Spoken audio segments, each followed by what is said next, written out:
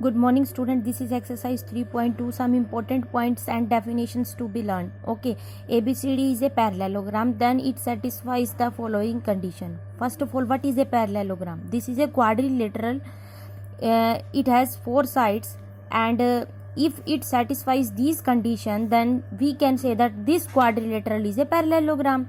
Number one, opposite sides are parallel. Parallel means the sides which never meet. If we produce these sides, अगर इस sides को आप आगे produce करेंगे तो they will never meet, कभी meet नहीं करेंगी.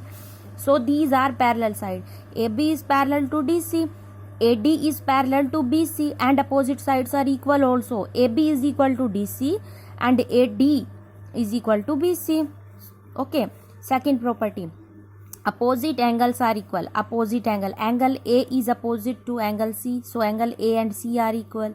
Angle B is opposite to angle D, so angle B and D are also equal.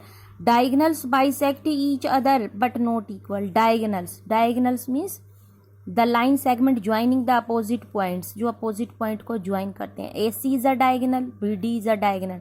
Diagonals bisect each other means OA is equal to OC, OB is equal to OD, but AC and BD themselves are not equal. Okay, AO is equal to OC, BO is equal to OD, but AC is not equal to BD. Adjacent angles are supplementary. Supplementary means sum is 180. If sum of two angle is 180 degree, then we can say the angle are supplementary. Adjacent angles are supplementary. What do you mean by adjacent angle?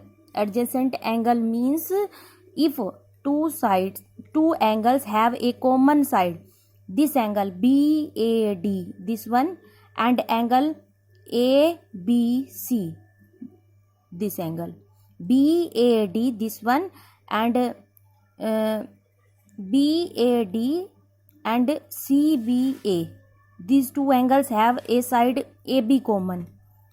देखो बेटा, these two angles, look at these two angles. This angle is formed by these two sides, clear, and this angle is formed by these two sides. ये वाला angle in two sides की help से बन रहा है और ये वाला जो एंगल है बेटा वो इन टू साइड्स की हेल्प से बन रहा है. These two angles have a common side, this one.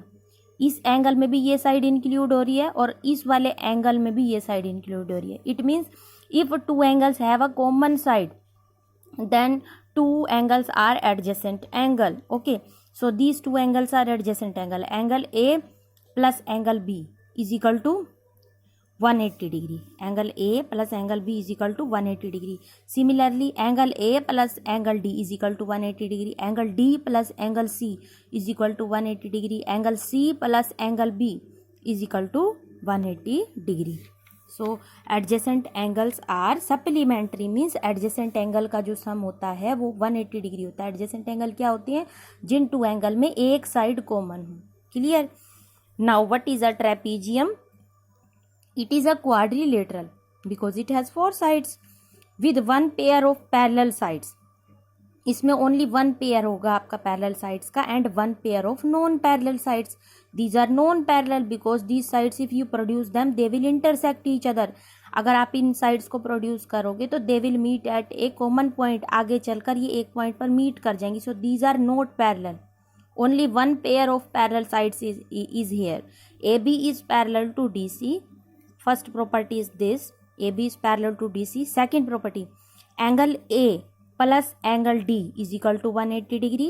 Angle B plus angle C is equal to 180 degree. Means two pair of adjacent angles are here. Only two pair होंगे adjacent angle के. देखिए बेटा, AB is parallel to DC. This is a transversal. So these interior angle on the same side of transversal are supplementary.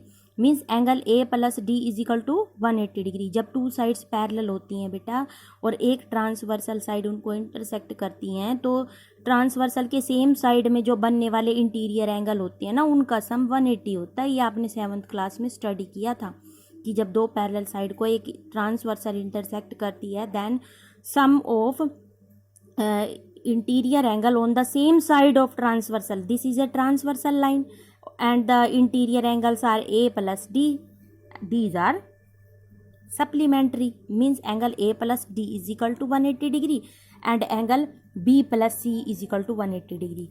If a quadrilateral satisfy these two conditions, then we can say that this is a trapezium.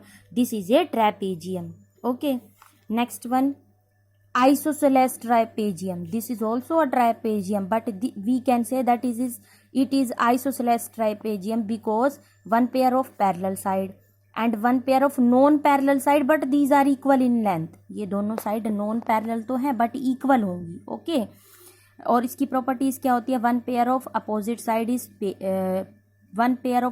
Sides is parallel. This is parallel, PARALLEL. Okay, angle A plus D is equal to 180 degree. Same property in trapezium. Angle A plus D is equal to 180 degree and angle B plus C also 180 degree. Angles on the same base, same parallel. This is the symbol of parallel. Angles on the same base are equal. जो same base पर equal angle बनेंगे, मतलब जो parallel sides वाले base पर angle बनेंगे, they are equal. Okay, angle A is equal to angle B, angle D is equal to angle C. If these three conditions are satisfied in a trapezium, then we can say that the trapezium is an isosceles trapezium. इस trapezium को isosceles trapezium कब कहेंगे बेटा? जब इसमें एक pair तो parallel side का हो, एक नॉन पैरेलल साइड का पेयर हो, बट इक्वल होना चाहिए. ए डी और बी सी इक्वल होंगे. Okay, and A plus D means अगर टू पैरेलल साइड को एक ट्रांसवर्सल इंटरसेक्ट करती है तो इंटीरियर एंगल बनते हैं ना जो ट्रांसवर्सल के सेम साइड में, वो सप्लीमेंट्री होते हैं, मतलब दोनों का सम 180 होता है. Angle A plus D is equal to 180 degree, angle B plus C is equal to 180 degree. Clear? और angle D and C are equal, angle A and B are also equal. जो base के साथ angle बनते हैं ना वो equal होते हैं. ये वाला एंगल डी और सी इक्वल होगा बेटा. एंगल ए और एंगल बी भी आपस में इक्वल होंगे. ये बेस के साथ जो ये एंगल बन रहे हैं ये दोनों इक्वल एंगल होंगे. क्लियर? अब हम काइट के बारे में पढ़ेंगे. What is a kite? You have to learn these properties because we will apply these properties in this exercise. It has four sides. First one, two equal pair of sides means AB equal pair of sides. AB is equal to AD and BC is equal to DC. It has no parallel side. इसमें कोई parallel sides नहीं होती. देखने में ये दोनों parallel लग रही हैं बट ये पैरेलल नहीं है. आप इसको आगे प्रोड्यूस करेंगे तो ये आगे चलकर मीट कर जाएंगी. Okay, no pair of parallel sides. It has one line of symmetry, only this one. AC is the line of symmetry in this figure. What is a line of symmetry? If a line divides a figure into two equal parts then we can say that line is called line of symmetry. ये line of symmetry है इस figure के लिए, because अगर आप इस line के along इस फिगर को फोल्ड करके देखेंगे तो this will cover the both halves exactly. This half and this half, ये जो आधा हिस्सा है बेटा ये वाला आपका और ये वाला हाफ पार्ट है, दोनों सेम हो जाएंगे. मीन्स कवर कर लेंगे एक दूसरे को. अगर हम इस लाइन के अलोंग इस फिगर को फोल्ड करके देखेंगे तो ये आपकी लाइन ऑफ सिमेट्री होगी, बिकॉज ये लाइन इस फिगर को दो इक्वल पार्ट में डिवाइड कर देती है. Okay, one line of symmetry.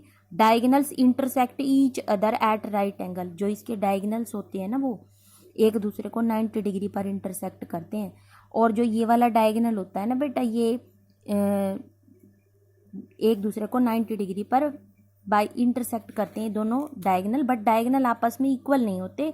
और जो ये वाला डायगोनल होता है ना बेटा, इसका हाफ इस हाफ के बराबर होता है. OB is equal to OD होता है, बट OA और OC इक्वल नहीं होते. OB is equal to OD होगा, OB is equal to OD होगा, बट AO और OC आपस में इक्वल नहीं होंगे. अब रोम्बस में क्या होगा? All the four sides are equal. सारी फोर साइड्स इक्वल होती हैं. क्लियर? डायगोनल्स बाइसेक्ट करते हैं एट 90 डिग्री पर. ओके, इसमें क्या हो जाएगा बेटा कि OA is equal to OC भी होगा और OB is equal to OD भी होगा, लेकिन डायगोनल्स आपस में इक्वल नहीं होंगे. मतलब AC और BD इक्वल नहीं होंगे. OA OC इक्वल होगा, OB और OD भी इक्वल होगा, और इसकी फोर साइड्स भी इक्वल होती हैं बेटा. डायगोनल्स 90 डिग्री पे भी बाइसेक्ट करते हैं. स्क्वायर में क्या हो जाएगा? All the four sides are equal diagonals bisect each other at 90 degree, वही सेम काइट वाली प्रॉपर्टी, बट इसके डायगनल्स भी आपस में इक्वल होते हैं, AC और BD भी इक्वल हैं, और आपका AO OC OB OD all the diagonals bisect each other, एक दूसरे को बाइसेक्ट भी करते हैं 90 डिग्री पर और इक्वल भी होते हैं। OB OD OA OC सारे डायगनल्स आपस में इक्वल होते हैं। ओके, दो डायगनल होंगे इसमें और दोनों आपस में इक्वल होंगे, एक दूसरे को 90 डिग्री पर इंटरसेक्ट करेंगे। So these are the properties used in this exercise. This is exercise 3.2 question 3.3 given a parallelogram ABCD, complete the statement with the definitions or property used. AD is equal to dash, this is a parallelogram, AD side किसके equal होगी बेटा, BC के, क्यों, opposite sides are equal, opposite sides are equal होती हैं, parallelogram में opposite sides equal होती है। Second, angle DCB, this one angle is equal to angle dash, ये वाला एंगल किसके बराबर होगा, इस एंगल के, DAB के, क्यों, अपोजिट एंगल्स इक्वल होते हैं बेटा, पैरेललोग्राम की प्रॉपर्टी थी, पीछे हमने पढ़ी थी, पैरेललोग्राम में अपोजिट एंगल इक्वल होते हैं ना, आमने सामने वाले एंगल, अपोजिट साइड्स पैरेलल और इक्वल होती हैं, अपोजिट एंगल्स भी इक्वल होते हैं। क्लियर, तो एंगल DCB किसके बराबर आ जाएगा आपका, एंगल DAB, एंगल DCB ये वाला एंगल इस एंगल के इक्वल होगा। Okay, third, OC is equal to OA, OC is equal to OA, क्योंकि इसके डायगनल बाइसेक्ट करते हैं तो OC is equal to OA हो जाएगा। Next, angle DAB, measure of, M means measure, measure of angle DAB, measure मतलब माप, angle DAB का जो मेजर होगा DAB, this is angle DAB and angle CDA, this one angle, इन दोनों angle का सम किसके इक्वल होगा, 180 के, क्योंकि these are adjacent angle, these two angles are adjacent angle. Why, this angle is made by this side and this side, this angle is made by this side and this side, AD side common आ गई दोनों angle में, इस angle में ये side AD है बेटा और इस वाले एंगल में ये साइड AD और AB, तो AD साइड दोनों एंगल में कॉमन है, तो these two angles are adjacent angle. और आपको पता है एडजेसेंट एंगल कैसे होते हैं, सप्लीमेंट्री, मतलब दोनों का सम कितने इक्वल होता है, 180 डिग्री के, so this is 180 degree. Now consider the following parallelogram, find the value of x y z, you have to find the value of x y and z। y is equal to 100 degree, y की value 100 होगी, because opposite angles are equal in a parallelogram, this is a parallelogram ना, ये आपका एक parallelogram है बेटा, तो इसलिए अपोजिट एंगल आपके इक्वल होंगे। अगर ये 100 डिग्री का है तो ये भी कितने डिग्री का हो जाएगा, 100 डिग्री का, और y प्लस z वो 180 डिग्री के इक्वल होगा, because these two angles are adjacent angle. y plus z किसके बराबर होगा, 180 डिग्री के। y की वैल्यू अभी आपने निकाली 100 डिग्री आई, opposite angles are equal, put value of y की प्लेस पर 100 पुट कर दो, plus z is equal to 180 degree, this implies z is equal to 180 minus 100, 100 shift करोगे राइट साइड में नेगेटिव हो जाएगा, 180 minus 100 is equal to 80 degree, तो z की वैल्यू 80 डिग्री आ गई आपकी। और z और x दोनों अपोजिट एंगल हैं, आमने सामने वाले एंगल इक्वल होते हैं बेटा पैरेललोग्राम में, तो अगर z 80 डिग्री है तो x भी 80 डिग्री होगा, मतलब opposite angles are equal in a parallelogram. ये पैरेललोग्राम गिवन था, आपको प्रॉपर्टीज़ का यूज़ करके इन वेरिएबल्स की वैल्यू निकालनी थी बेटा। y की वैल्यू 100 होगी क्योंकि अपोजिट एंगल हैं वो इक्वल होते हैं। अब y 100 हो गया तो y प्लस z 180 के इक्वल होगा, क्योंकि एडजेसेंट एंगल जो हैं वो सप्लीमेंट्री होते हैं, तो y प्लस z 180 के इक्वल हो गया। y की वैल्यू पुट की 100, वहाँ से सोल्व करके आपने z की वैल्यू फाइंड कर ली। ओके, तो z की वैल्यू हमारे पास आ गई 80 डिग्री। z और x इक्वल है क्योंकि अपोजिट एंगल इक्वल होते हैं, तो ये अपोजिट एंगल वाली प्रॉपर्टी यूज़ कर ली। Next one is this, okay, this angle is of 50 degree, then this angle is also of 50 degree, ये भी 50 डिग्री होगा, क्यों, अपोजिट एंगल इक्वल होते हैं बेटा। और x plus 50 degree, x plus 50 degree जो है, ये दोनों एंगल कैसे एंगल हैं, एडजेसेंट एंगल हैं, तो एडजेसेंट एंगल सप्लीमेंट्री होते हैं ना, तो इसलिए x plus 50 degree is equal to 180 degree, x is equal to 180 minus 50 बराबर 130 डिग्री, इन दोनों का सम 180 के इक्वल होगा। ये दोनों एडजेसेंट एंगल है, क्योंकि ये वाला एंगल जो है बेटा एक्स वाला इस साइड और इस साइड के बीच में बन रहा है, और ये वाला जो बी एंगल है ना वो इस साइड और इस साइड के दोनों ही एंगल में ए बी साइड को बना रही, तो ये एडजेसेंट एंगल है। एक्स प्लस जो 50 डिग्री है वो 180 के इक्वल होगा। यहाँ से एक्स की वैल्यू निकाल ली 130 डिग्री। अब एक्स और वाई आपस में इक्वल होंगे, क्यों? क्योंकि ये दोनों अपोजिट एंगल हैं। Opposite angle are equal in a parallelogram. तो एक्स की वैल्यू अगर 130 है तो वाई की वैल्यू भी 130 होगी। Opposite angles are equal. Now B plus Z angle B, ये वाला एंगल और ये वाला एंगल दोनों मिलकर लीनियर पेयर बना रहे हैं। ओके, लीनियर पेयर बना रहे हैं because this ray and this ray are opposite in direction and this is a common ray, so these two angles form linear pair. So 50 plus z is equal to 50 plus z, angle b plus z is equal to 180। b की value 50 degree put कर दी plus z is equal to 1, यहाँ से z की value आ गई 130 degree. Okay, third part आपको निकालनी है x y और z की वैल्यू। ठीक है बेटा, अब देखो ये एंगल 90 डिग्री का है तो ये एक्स वाला भी 90 डिग्री का होगा। क्यों? क्योंकि वर्टिकली अपोजिट एंगल है।